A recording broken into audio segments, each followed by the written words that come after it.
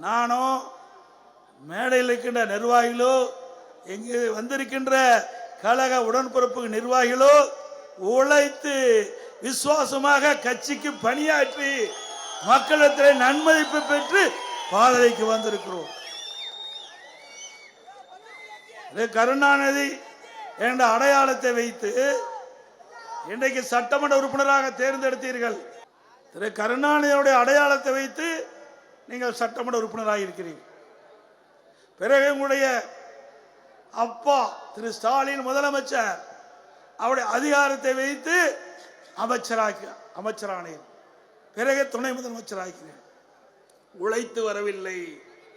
திரு உதயநிதி ஸ்டாலின் உழைத்தா பதவிக்கு வந்தார். திமுகவில் எத்தனையோ கட்சி நிர்வாகிகள் இருக்கின்றார்கள். கட்சிக்கு உழைத்து உழைத்து ஓடாய் போய் தேய்ந்தவர்கள் பல பேர் இருக்கிறார்கள். ஆனால் திரு கருணாநிதி குடும்பத்திலே பிறந்தவர்களுக்கு தான் ஆட்சி அதிகாரத்துக்கு வர முடியும், கட்சியிலும் உயர்ந்த இடத்துக்கு வர முடியும்.